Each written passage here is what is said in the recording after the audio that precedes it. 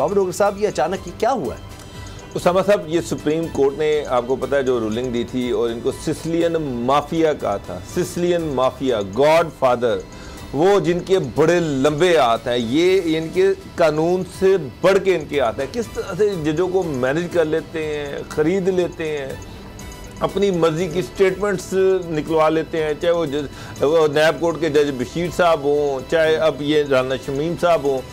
बहुत सारी कंट्रोवर्सी सामने आ गई हैं। पहली बात तो ये है कि ये जस्टिस आमिर फारूक साहब की बात कर रहे हैं, आप कह रहे होंगे सर, जी अर्शद साहब, सर ये जो आमिर फारूक साहब की बात की जा रही है, इस्लामाबाद हाई कोर्ट के जो सीनियर जज हैं, अब मुझे बताएं कि 17 जुलाई 2018 को जब नवाज शरीफ की बेल की कैंसिलेशन का फैसला आया, उस वक्त इस्लामाबाद हाई कोर्ट के जो दो जजेस के, 2 रुकनी जजेस का बेंच था, उसमें जस्टिस अख्तर, एक थे जस्टिस मियां गुल हसन औरंगजेब और दूसरे थे जस्टिस मोहसिन अख्तर कियानी।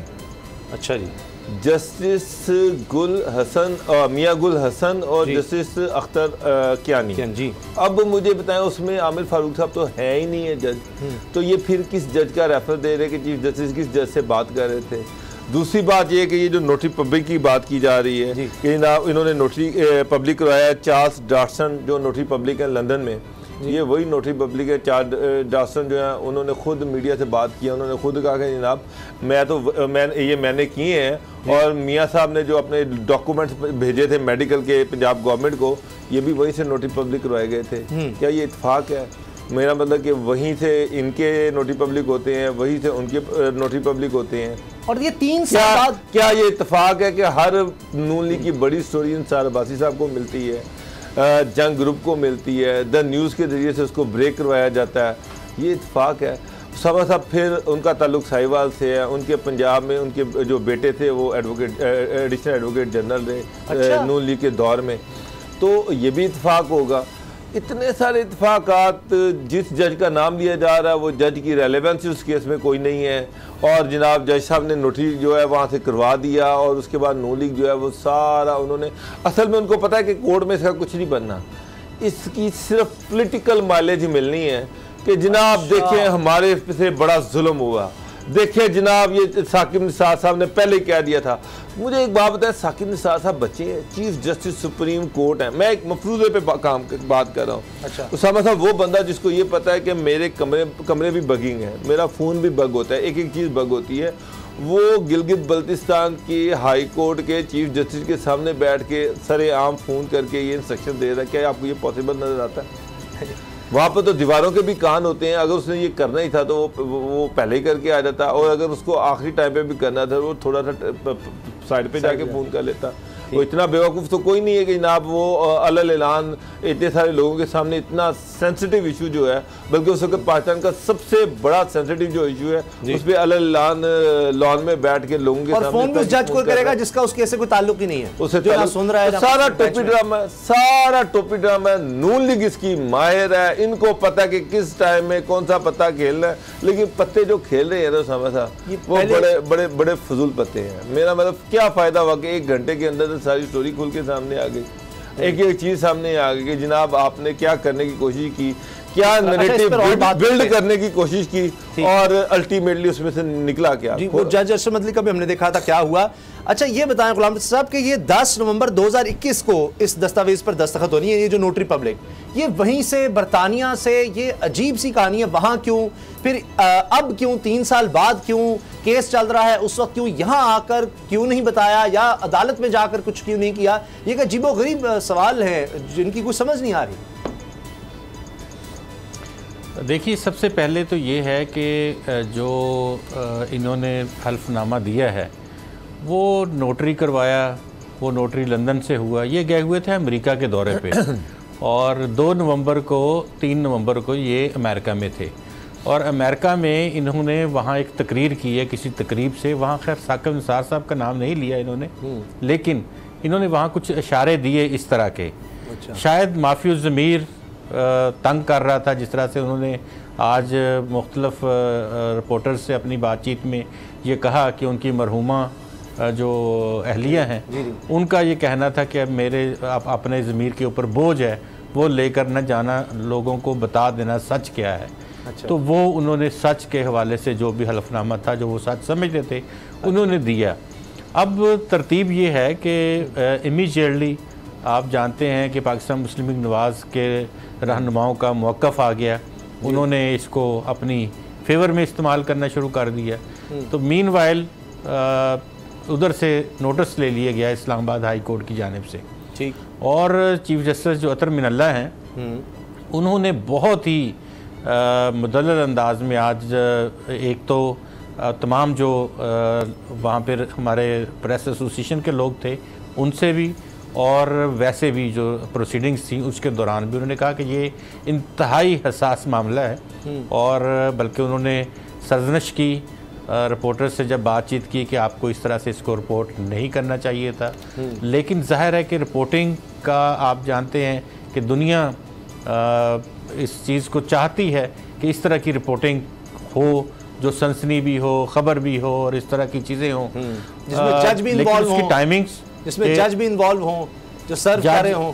जज देखिए एक बात तो तय है, जिसमें कोई पता चले कि व्हाट्सएप के थ्रू यहाँ पर फैसले होते हैं, व्हाट्सएप के थ्रू सारा कुछ हो रहा होता है। चीफ जस्टिस साहब से अगर जो अतर मिनल्ला साहब ने जो बातचीत की है, जो वहाँ उन्होंने अपना तमाम रिपोर्टर्स को भी और केस के दौरान भी उन्होंने इस केस की तय तक जाने की बात की है, और ये बड़ी खुशी की बात है कि वो इस केस की तय तक जाएंगे।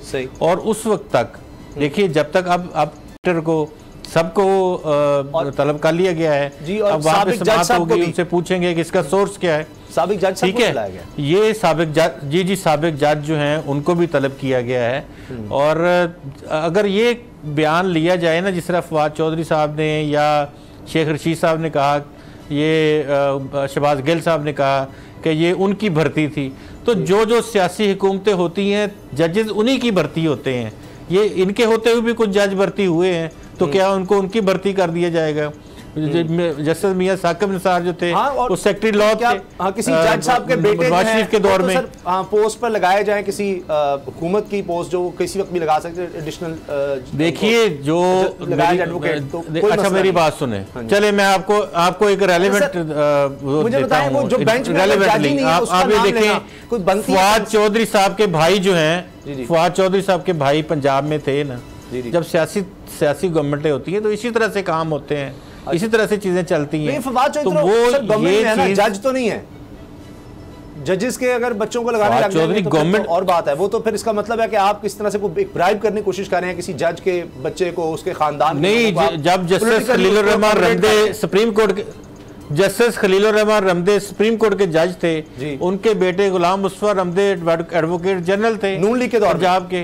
बात ये है कि अहलियत के ऊपर चीजें आती हैं, ये चीजें अहलियत पे मिलती हैं। कोई अहलियत हो तो ठीक है, नहीं अहलियत होते हैं ये बात कहने वाले, हम कौन होते हैं ये बात कहने वाले कि फलां की वजह से लगा या फलां की वजह से नहीं। सर हम ही होते हैं रिटायर्ड जनरल, ये चीजें नहीं होती। काबिलियत कितनी होती है ये मुझे पता है, मुझे पता है कि किसकी कितनी काबिलियत होती है, किस तरह से अपॉइंटमेंट्स होती हैं। अच्छा चले, अच्छा ये आपको भी पता है सर। आप जो कह रहे हैं ना कि सारी काबिलियत की बुनियाद पे वो पाकिस्तान का टॉपर था और उसको जनाब उसकी काबिलियत पे लगा दिया, जितनी जिसकी काबिलियत होती है जहां जहां वो पहुंचते हैं। ये सारी कहानियां मुझे 25 साल से मैं दे रहा हूँ, 25 साल से मैं देख रहा हूँ कौन कितना काबिल होता है और वो कहाँ जाता है। अच्छा एक मुझे बात समझाएं डॉक्टर साहब, एक बात सुने आप। जी आपने जो एक बात कही कि दीवारों के भी कान होते हैं, वो वहां पे बात कर रहे थे बगीचे में बैठे, वो दीवारें इर्द गिर्द नहीं थी।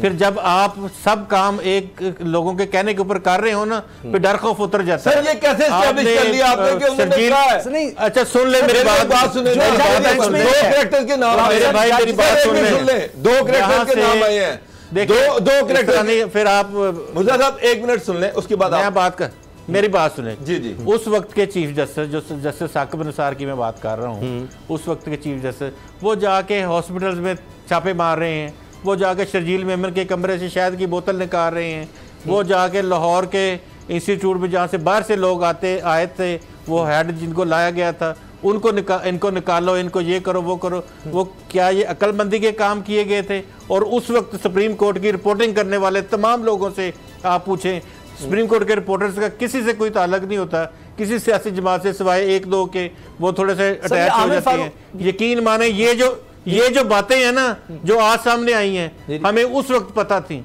अच्छा ये बताएं कि रिपोर्टर्स को उस वक्त पता थी क्या उस बातें बाहर सब का नाम लिया जा रहा है बयान हल्फी में, क्या वो जज साहब उस बेंच का हिस्सा थे? ये कहा जाता था साहब किसी हमें समझाया जाता था मुख्तलिफ ज़राए से और ये कहा जाता था कि अच्छा आपको ये बातें तो समझ लगेंगी, मुझे इतना बता दें कि खतरी खत की स्टोरी भी आपको हजम हो गई।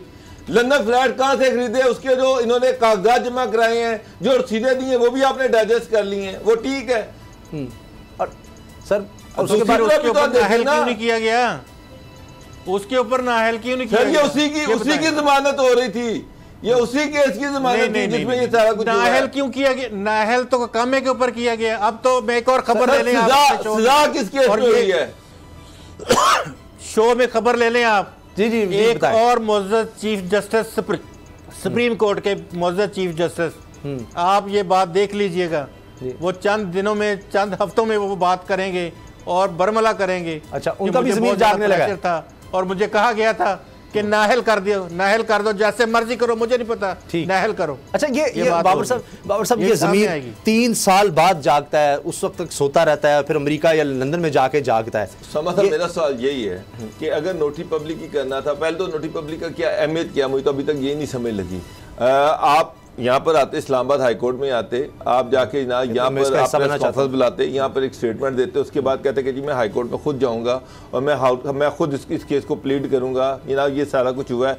3 साल ये खामोश रहे, 3 साल चुप रहे, अब एकदम एक सिचुएशन बदलती है, चीज़ें दूसरी तरफ चलना शुरू होती हैं और लोगों के ज़मीर जागना शुरू हो जाते हैं। ये ज़मीर उसी वक्त क्यों जागती हैं जब बड़ी बड़ी डेवलपमेंट जो है वो होने जा रही होती हैं और बड़ी बड़ी चीज़ें होनी जा रही होती हैं, मगर ज़मीर भी बड़ा अजीबोगरीब है कि वो देखता है कि होने की जाग गया तो फड़ के लाइएगा, अब हालात जरा बेहतर है, अब जाग जाओ। तो ये इसी तरह ही है ना समझा। अब आपको लंदन में जाके आप उसी ये भी ये नवाज से मिले, ये कल ये भी खबर आ जाएगी कि ये नवाज से मिले भी हैं, 100% आएगी। तो ये बात तो नहीं है, इनको उस नोटरी पब्लिक के पास अल्टीमेटली कोई तो लेके गया। ये तो नहीं है कि वो जनाब वो जो नोटरी पब्लिक है वो वही है जो जनाब नवाज शरीफ की बाकी वीडियो ना आ जाए, क्योंकि अरशद मलिक साहब की आ गई थी वीडियो कि जनाब उनके मुझे एक बात बताएं, लंदन में पहले पता करवाएं। मैं तो कहता हूं रिपोर्टर से कितना टोटल नोटरी पब्लिक है। ये बंदा उसी के पास क्यों गया जिसने जनाब नवाज शरीफ के सारे नोटरी पब्लिक किए, जितने भी हेल्थ डॉक्यूमेंट थे जो पंजाब गवर्नमेंट को भेजने थे। फिर बात ये कि मैंने अभी आपको बता, इसका जो है अल्टीमेटली स्टैब्लिश कैसे होगा?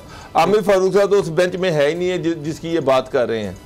तो और अगर अब तो 2 ही चीज़ें हैं कि आमिर फारूक साहब खुद आए और वो जो उनके रजिस्ट्रार थे वो आके स्टेटमेंट दें, तभी साबित हो सकती है। अव्वल तो ये, इसके अलावा तो कोई साबित हो ही नहीं सकती। सारी उम्र लग रही है, क्या एविडेंस है इनके पास, किस चीज का एविडेंस है? सर इस्लामाबाद क्या प्रूफ है इस बात का कि डाटा निकलवा सकते हैं फोन्स का? उस दिन फोन हुए हैं, फोन उन्होंने चीफ जस्टिस है, उन्होंने वैसे अपने रजिस्ट्रार को किया होगा, ये भी हो सकता है। लेकिन सर मेरा मतलब चीफ जस्टिस तो पाकिस्तान है, उसका रजिस्ट्रार से तो उसकी रोज की 10 दफा बात होती होगी। इससे ये कैसे एस्टेब्लिश होगा कि उसने क्या बात की है उसके साथ? अच्छा इसमें ये 27 अफराद का जिक्र है जी इस बयान हल्फी में। ये क्यों? ये तो ऐसा लग रहा है कि पर्सनली वो जा रहे हैं साकिब निसार साहब, मतलब इसका कोई रेलेवेंस बनती नहीं है कि केस से कि वहाँ बैठे थे 27 लोगों के साथ वो आए थे, इस तरह से था। तो साकिब निसार साहब उल्टा इल्ज़ाम लगा रहे हैं, कह रहे हैं जी ये तो एक्सटेंशन चाहते थे और वो नहीं हो सका, तो ये उस पर नाराज़ थे, उन्होंने शिकवा भी एक दफ़ा किया। ये चक्कर भी इसमें नजर आ रहा है। देखिए सामा गाजी साहब एक्सटेंशन दे नहीं सकते थे मियाँ साकिब निसार साहब, ये तो दिलवा सकते थे। नहीं सर, उन्होंने उसकी वजाहत की है साकिब निसार साहब ने, उन्होंने वजाहत की है, नहीं दे सकते उन्होंने इसकी वजाहत की है। उन्होंने ये कहा है कि इनके जो ज्यादातर केसेस, जो इसमें एयर ब्लू का भी एक केस था, बहुत सारे ऐसे केस थे जो फेडरल गवर्नमेंट से रेलेवेंट होते थे। अच्छा। और ये उनकी जुरिडिक्शन में नहीं आया करते थे, लेकिन उसके बावजूद ये उसमें फेडरल गवर्नमेंट को रगड़ा लगाते थे। अच्छा। और खासा रगड़ा लगाते थे। उसकी रिव्यू पिटीशन जो थी वो सुप्रीम कोर्ट में आती थी। जब उसकी रिव्यू पिटीशन सुप्रीम कोर्ट में आती थी तो उस पर कई दफ़ा मैंने बर्मी का इजहार किया कि ये गिलगित बल्तिस्तान के चीफ जस्टिस जो हैं, जो चीज़ उनके परव्यू में नहीं आ रही, ये उस पर क्यों कमेंट करते हैं। अच्छा, इस पर जीबी के जो चीफ जस्टिस राना शमीम साहब हैं वो साकिब साहब से नाराज थे कि आप मेरे केसेस पे कमेंट क्यों करते हैं, जो अपीलें आपके पास आती हैं उसमें जो आप कमेंट करते हैं उससे मेरी रेपुटेशन डैमेज हो रही है और उसकी वजह से जो मेरी एक्सटेंशन होनी थी वो नहीं हो सकी। असल स्टोरी ये है, ये नहीं है कि साकिब साहब ने उनकी एक्सटेंशन करनी थी। उनके जो कमेंट्री होती थी उस पे वो गुस्से में थे। अच्छा, ये बता सब्सक्राइब करें और बेल दबाएं ताकि कोई खबर रह न जाए।